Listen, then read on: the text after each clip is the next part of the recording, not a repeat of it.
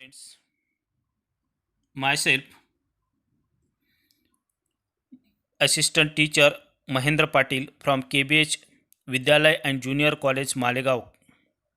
Today, we will study about the chapter number 13 and name of the chapter is Organism and Population.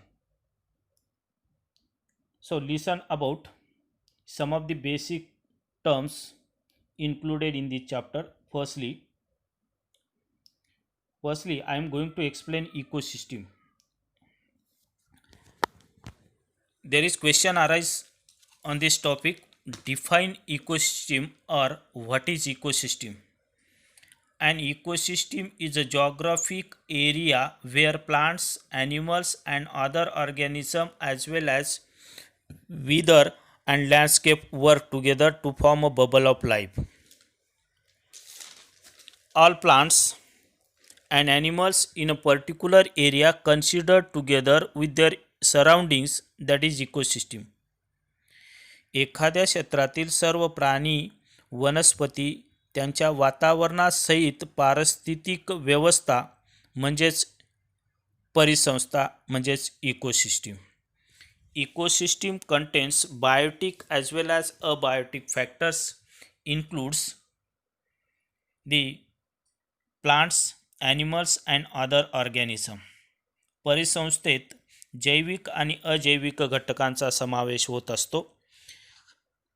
Community or group of living organisms that live in and interact with each other in a specific environment and forms ecosystem. सजीवांचा समूह जो एकत्र राहतो आणि त्या समूहातील सजीवांमध्ये परस्पर सहसंबंध दिसून येतात. अशा पद्धतीने परिसंस्थेतील सजीवांमध्ये परस्पर सहसंबंध असतो. म्हणजेच हा ग्रुप जो वातावरणात असतो त्या ग्रुपमधल्या त्या समूहातल्या सजीवांमध्ये परस्पर सहसंबंध असतो त्याला इकोसिस्टीम म्हटलं जातं. For instance tropical forest are ecosystem made up of living beings such as plants, animals, insect, microbes that live in constant interaction between themself and that are affected by other physical or chemical components. So, question arise on this topic. What are the biotic components? Do you know biotic components?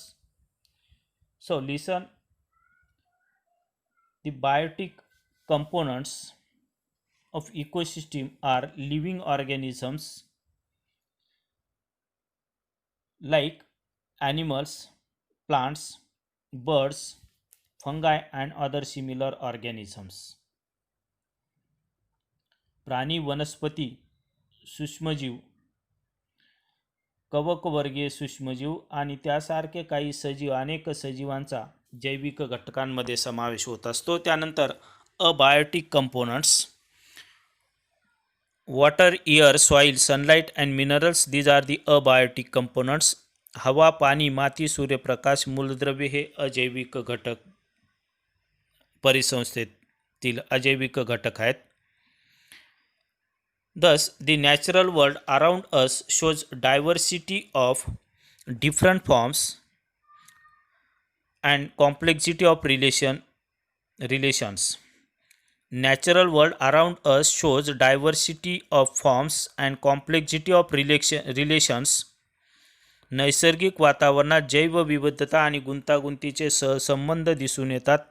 To understand these, we have to study level of organization in living world.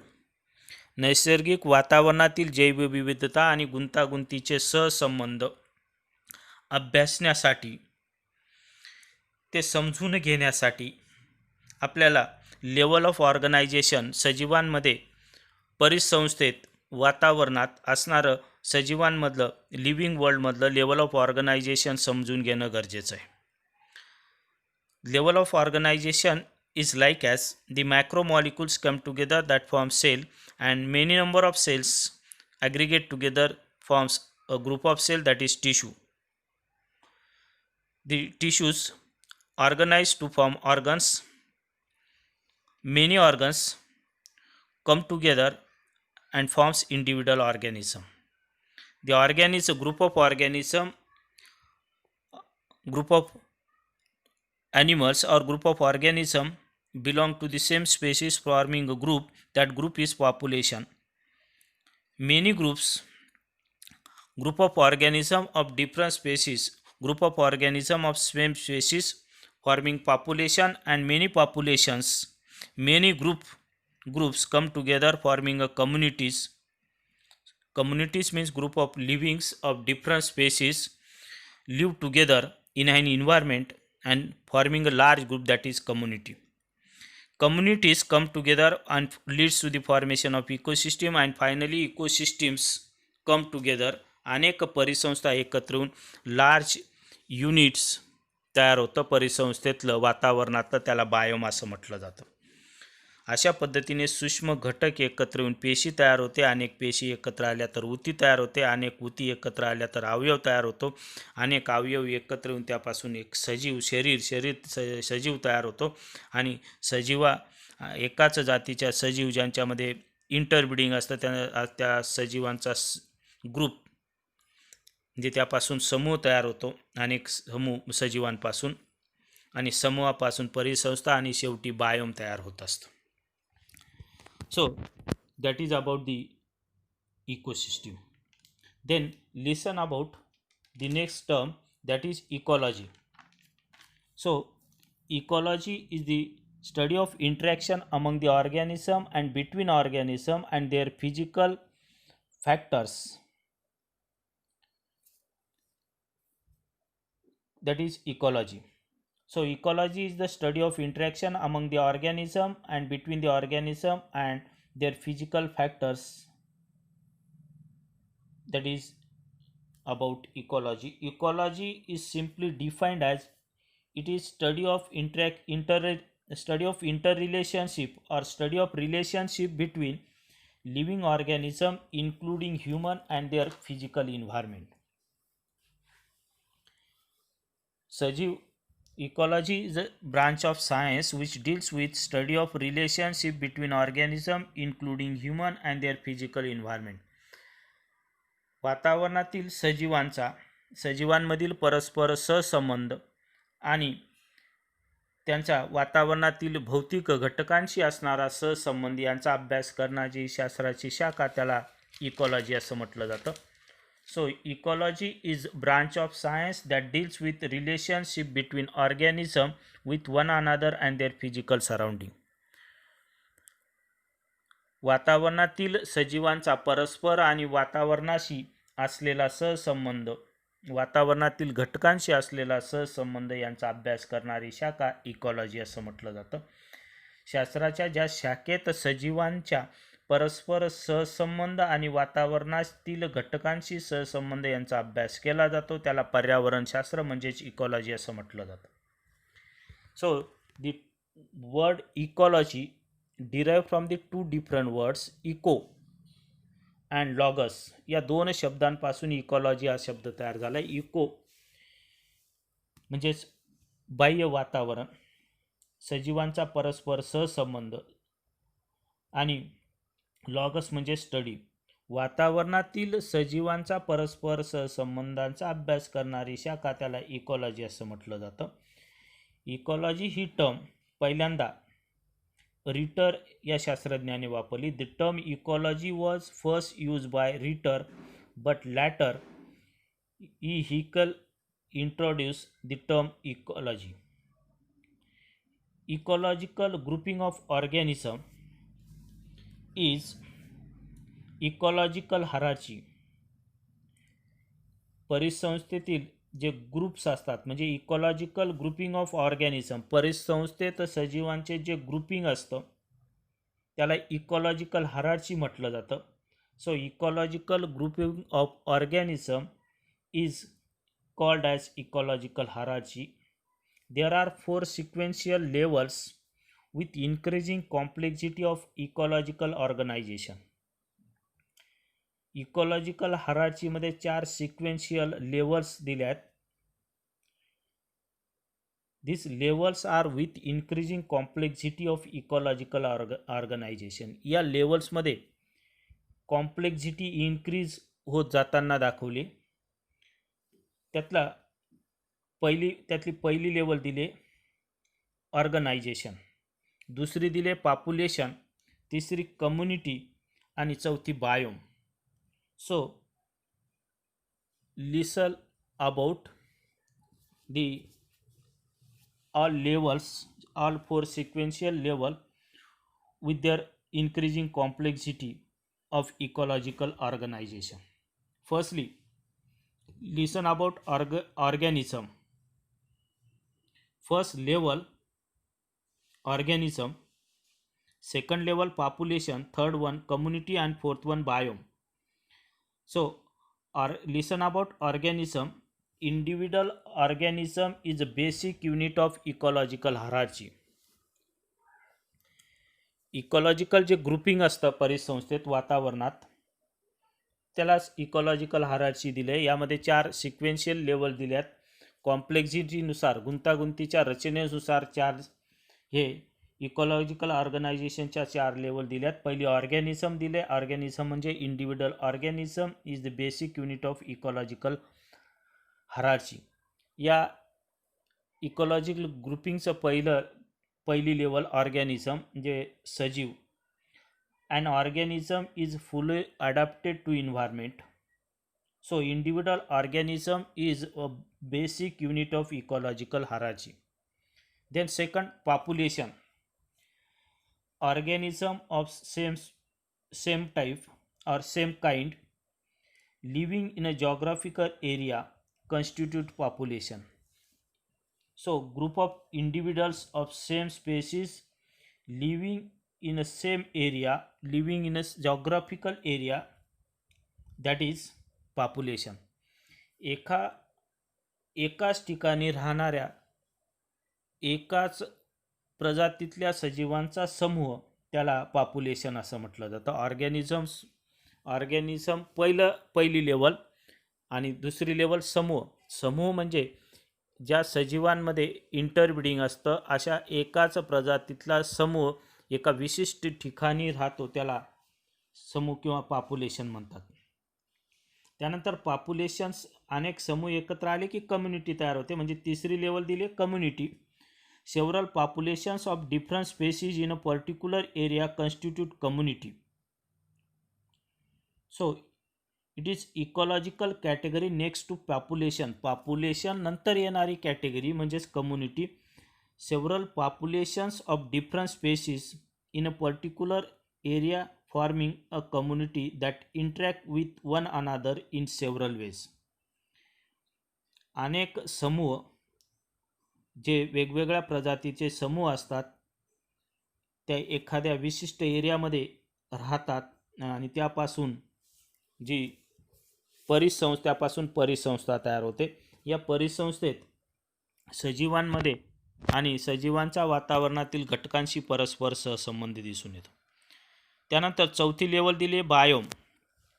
Biome is last next level of ecological hierarchy. This is large regional unit characterized by major vegetation type and associated fauna in specific climatic zone. Biome म्हणजे सगळ्यात मोठं unit, regional unit म्हणून ओळखलं जातं. प्रादेशिक unit, large regional unit which shows major vegetation and number of associated fauna. यामध्ये अनेक प्रकारच्या व्हेजिटेशन, अनेक प्रकारच्या वनस्पतींचा समावेश होत असतो. वेगवेगळ्या प्रकारच्या वनस्पतींचा, वेगवेगळ्या टाईपचे वनस्पती आणि त्याशी रिलेटेड असणारे, सहसंबंधित असणारे प्राणी, वेगवेगळ्या प्रकारच्या प्राण्यांच्या प्रजाती, वनस्पतींच्या प्रजाती यांचा समावेश होत असतो. एका विशिष्ट क्लायमॅटिक झोनमध्ये असणाऱ्या वेगवेगळ्या प्रकारच्या सजीवांचा आणि प्राण्यांचा, वनस्पतींचा समूह, मोठा समूह, लार्ज रिजनल युनिट, त्याला बायोम म्हणतात. Biome includes all associated developing and modified communities occurring within same climatic zone. So for example, forest biome, grassland biome, savanna biome and desert biome. These are the different biome or examples of biome. There are 6 major group of terrestrial biome. तसे terrestrial बायोमचे भूतलावर आढळून येणारे 6 major groups बायोमचे दिसून येतात. दिस word biome म्हणजेच मोठी परिसंस्था, त्याला मराठीतून जीवसंहती असं म्हटलं जातं. वनस्पती आणि प्राणी एका मोठ्या भूभागात राहतात, त्यांच्यात परस्पर सहसंबंध दिसून येतो. म्हणजेच वेगवेगळ्या प्रकारच्या अनेक प्रजाती वनस्पतींच्या आणि अनेक प्रजाती प्राण्यांच्या एका मोठ्या भूभागात राहत असतील तर असा मोठा भूभाग ज्यामध्ये वेगवेगळ्या प्रकारच्या प्राणी, वेगवेगळ्या प्राण्यांच्या प्रजाती, वेगवेगळ्या वनस्पतींच्या प्रजाती आणि त्यांच्यामध्ये आणि भौतिक घटकांमध्ये परस्पर सहसंबंध दिसून येतो, असा मोठ्या भूभागात राहणारा समूह त्याला जीवसंहती म्हणजेच मोठी परिसंस्था असं म्हटलं जातं. That is about the 4 sequential level of ecological organisation. Then the next topic, that is the organism and environment around. Topic number 13.1. Name of this topic is organisms and environment around. So I am already tell you that what is ecology. Ecology is a branch of science which deals with study of plants and animal with plants animal. That means ecology is a branch of science which deals with study of relationship between plants, relationship between organism and their environment. So ecology at the level of organism is basically deals with study of organism and plant physiology, which help us to understand how the organisms are adapted to their environment, how not only for survival but also for propagation. Ecology म्हणजेच एका विशिष्ट भूभागात असणाऱ्या सजीवांचा किंवा सजीवांच्या परस्परांशी आणि वातावरणातील घटकांचा अभ्यास करणारी शाखा. So ecology at the level of organism is basically deals with study of organism and plant physiology. सजीवांच्या लेवलला जाऊन इकॉलॉजीचा अभ्यास करण्याचं ठरवलं तर it deals with study of animal and plant physiology. It helps us to understand how the organism are adapted to their environment. इकॉलॉजीमुळे आपल्याला प्राणी, वनस्पती म्हणजे सजीव वातावरणाशी कशा प्रकारे मिळतं जुळतं घेतात. They are not only adapted to their environment for survival, आणि त्यांचं प्रोपॅगेशन कसं दिसून येतं, how they are adapted to their environment. It basically deals with study of animals and plant physiology which helps us to understand how organism adapted to their environment not only for survival but also for propagation. म्हणजेच परिसंस्थेत सजीव वातावरणाशी कसं मिळतं जुळतं घेतात आणि त्यांच्यामध्ये प्रोपॅगेशन म्हणजे त्यांच्यापासून नवीन सजीव कसे जन्माला येतात याचा अभ्यास करण्यासाठी इकॉलॉजी ही महत्त्वाची ठरते. So the ecology, there are certain biomes as shown in figure. So you have studied in earlier classes about the rotation of earth around the sun and tilt of its axis causes season. You have to study in earlier classes about the rotation of earth around the sun and the tilt of its axis causes seasons. The seasons with annual variations in precipitation in the form of rain, snow give rise to the formation of major biome of the earth like desert biome, rain biome, rainforest, not rain biome, grassland biome, tundra biomes. These major biomes shown in figure, as shown in figure. So you have to study in earlier classes about the rotation of earth around the sun and tilt of axis. याच्या आधी तुम्ही मागच्या इयत्तेत शिकलात की season कसे तयार होतात, पृथ्वी सूर्याभोवती कशी फिरते आणि सूर्याभोवती फिरताना स्वतःच्या ॲक्सिसभोवती कसे फिरत असते, त्यामुळे सीझन कसे, वेगवेगळे सीझन्स कसे पृथ्वीवर तयार होतात, ऋतू कसे जन्माला येतात, ऋतूंचं सायकल कसं तयार होतं, this seasons with annual variations in precipitation. आणि हे पृथ्वी सूर्याभोवती फिरता फिरता स्वतःभोवती फिरते, त्यामुळे ऋतू वेगवेगळे सीझन्स यांचं सायकल तयार होतं आणि त्यामुळे पृथ्वीवर पाऊस, बर्फ, that give rise to the formation, आणि बर्फ पडतो, पाऊस, जे वेगवेगळे ऋतू तयार होतात आणि वेगवेगळ्या ऋतूंमुळे बर्फ, पाऊस पडत असतो आणि त्यामुळे पृथ्वीवर वेगवेगळे मेजर बायोम्स तयार झालेले दिलेल्या फिगरमध्ये दाखवले. The major biome of earth like desert biome दिसून येतो, रेन फॉरेस्ट दिसून येतं, ग्रासलँड आणि टुंड्रा असे अनेक प्रकारचे biome, large unit of ecosystem पृथ्वीवर दिसून येतात. Regional and local variation within each biome lead to the formation of variety of habitats. Major biome on the earth shown in figure. On the earth, life exists even in extreme and adverse condition. So the habitat like scorching desert of Rajasthan, perpetually non-soaked forest of northeastern states, and high mountain top of Himalayas.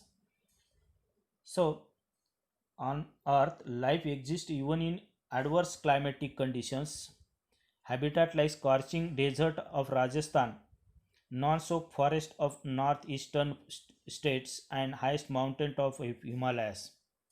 Here we must remember that it is not only a biotic component that make up the habitats of an organism, but the habitat also include biotic components like plants, pathogens, parasites, and predators. Over a period of time, natural selection operates, and then organisms had through natural selection and evolve adaptations to obtain survival and reproduction. इथे आपणास एक गोष्ट लक्षात ठेवायची आहे की नुसत्या जैविक घटकांपासून नाही तर अजैविक घटक मिळून इकोसिस्टीम तयार होते आणि या इकोसिस्टीममध्ये म्हणजे प्राण्यांमध्ये खूप मोठ्या कालावधीनंतर over a period of time natural selection operates झालेलं दिसून येतं आणि त्यामुळे ॲडॅप्टेशन्स हे सजीवांमध्ये दिसून येतं. म्हणून ॲडॅप्टेशन्स सजीवांमध्ये जगण्यासाठी आणि प्रजननासाठी दिसून येतं. That is about the organism and environment. So दस ecosystem is simply defined as the organism interacting with each other and their environment. समोर स्लाइडमध्ये दाखवल्याप्रमाणे प्राण्यांमध्ये, सजीवांमध्ये परस्परांमध्ये सहसंबंध दिसून येतो आणि त्याचबरोबर त्यांच्या वातावरणातील भौतिक घटकांशी संबंध दिसून येतो. दिलेल्या स्लाइडमध्ये सजीव दाखवलेत, सजीवांचा परस्पर सहसंबंध या ठिकाणी दिसून येतो आणि यापासून परिसंस्था तयार झालेली दिसून येते. That is about the ecosystem. Then next topic, that is the some basic terms like ethology. Do you know about ethology? Bionomics, ecology, environmental biology, and biosphere. These are the certain basic terms also included in this chapter. So listen about ethology. Ethology is study of animal behavior, its social organization from biological perspective. जीवशास्त्राच्या दृष्टिकोनातून प्राण्यांच्या वर्तणुकीचा आणि सामाजिक रचनेचा अभ्यास करणारी शाखा म्हणजेच ecology. प्राण्यांची वर्तणूक आणि सामाजिक मांडणी, सामाजिक त्यांचा सहसंबंध यांचा अभ्यास करणारी शाखा म्हणजे ecology. Ecology is study of animal behaviour under natural condition. नैसर्गिक वातावरणात प्राण्यांची वर्तणूक कशी असते याचा अभ्यास करणारी शाखा म्हणजेच ethology. Not ecology, ethology. So the term ethology was coined by Hillary but was popularized by W.M. Wheeler. This word ethology is also derived from the two different words ethos and logos. Ethos means behavior and logos means to study. To study of behavior of animal is known as ethology. So then next one, ecology. We have already studied about ethology. We have already studied about ecology. Study of relationship of organism with one another and their surrounding is known as ecology. I am already explained that. Then next one, bionomics. The study of mode of life of organism in their natural habitat and adaptations to their surrounding. म्हणजेच वातावरणातील सजीवांची जीवन जगण्याची पद्धत आणि वातावरणाशी मिळते जुळते घेण्यासाठी असलेले अनुकूल बदल यांचा अभ्यास करणारी शाखा म्हणजेच जीव परिस्थितिका म्हणजेच बायो इकॉनॉमिक्स. परत सांगतो ऐका. बायोनॉमिक्स म्हणजे जीव परिस्थितिकी. The study of mode of life of organism in their natural habitat and adaptation to their surrounding is known as bionomics. लँडस्टर coined this term bionomics for the study of relation between organism and their environment. Then next term, environmental biology. Environmental biology is actually a modern biology. It is known as modern biology. Environmental biology is similar to ecology in that it focuses on the relationship between ecosystem and the plants and animal species within it. However, environmental biology is different because it focuses on observational light on impact of human on both ecosystem and species. So environmental biology is similar to ecology in that it focuses on the relationship between ecosystem and the plants and animal species within it. Environmental biology म्हणजेच modern biology. आणि modern बायोलॉजीचा focus हा सजीवांचा, प्राणी आणि वनस्पती यांचा परस्पर सहसंबंध आणि त्याचबरोबर मानवाचा वातावरणातील घटकांशी परस्पर सहसंबंध यांचा अभ्यास. However, the environmental biology, that means modern biology, is different than ecology because it focuses on the impact of human on both ecosystem and species. मानव ज्या वातावरणात राहतो, ज्या परिसंस्थेतील घटकांवर, जैविक आणि अजैविक घटकांवर त्याच्या मानवाचा कसा परिणाम दिसून येतो याचा अभ्यास करणारी शाखा म्हणजेच आणि त्याचबरोबर सजीवांचा परस्पर सहसंबंध, एकमेकाशी सहसंबंध, वातावरणातील घटकांचा या सर्वांचा अभ्यास आणि त्याचबरोबर मानवाचा इतर जैविक आणि अजैविक घटकांवर कसा सहसंबंध दिसून येतो याचाही अभ्यास केला जातो. म्हणून इकॉलॉजीपेक्षा ही शाखा वेगळी आहे. The underline goal of modern ecology, that means environmental biology. Environmental बायोलॉजीचे गोल्स दिलेत, उद्देश काय ते लक्षात घ्या.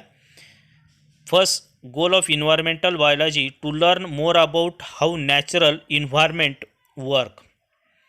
पर्यावरणाचं कार्य कसं असतं, पर्यावरणात सजीवांचा परस्पर सहसंबंध कसा असतो, पर्यावरणाचे कार्य याचा अभ्यास करण्यासाठी पहिला उद्देश.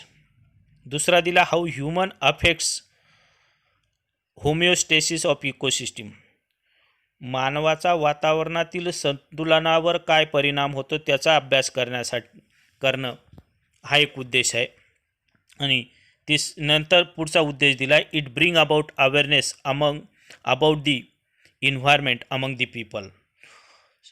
जे समाजात लोकांमध्ये वातावरणाविषयी जनजागृती निर्माण करणं हा उद्देश या मॉडर्न इकॉलॉजीचा दिला आहे, इन्व्हायरमेंटल बायोलॉजीचा दिला आहे. आणि it bring about the awareness among the people, that is about the underlying goal of environmental biology. And last one, the next term biosphere. तर बायोस्फिअर म्हणजे काय? All the ecosystems on earth constitute biosphere. The biosphere is made up of parts of earth where life exists. That means all ecosystem. ज्या ज्या परिसंस्था पृथ्वीवर आहेत, पाण्यात असणारी परिसंस्था, हवेत असणारी परिसंस्था आणि भूतलावर असणारी परिसंस्था, या सर्वांना मिळून जे the biosphere is made up of the parts of earth where life exist. या ज्या ज्या ठिकाणी पाण्यात, हवेत आणि जमिनीवर अशा सर्व ठिकाणी, या तिन्ही ठिकाणी सजीवांचं अस्तित्व दिसून येतं. या तिन्ही पार्ट्स मिळून ही बायोस्फिअर तयार होता. All the ecosystems on earth constitute biosphere. Biosphere म्हणजे सर्व परिसंस्था पृथ्वीवर अस्तित्वात असणाऱ्या त्या मिळून बायोस्फिअर तयार होत असतं. Biosphere extend from deepest root system of trees to the dark environment of ocean and to the lush rain forest and again to high mountain top and transitional zone like this one where ocean and terrestrial ecosystem. म्हणजे यामध्ये बायोस्फिअरमध्ये कसला समावेश होतो? Deepest root system of earth, लिथोस्फिअर, हायड्रोस्फिअर आणि atmosphere या तिघांचा यामध्ये समावेश होत असतो. This three different, that means biosphere is shown in figure. This three different ecosystem, lithosphere, hydrosphere and biosphere shown in figure on slide. That is about the biosphere. Then the next topic we will study in next lecture. Thank you.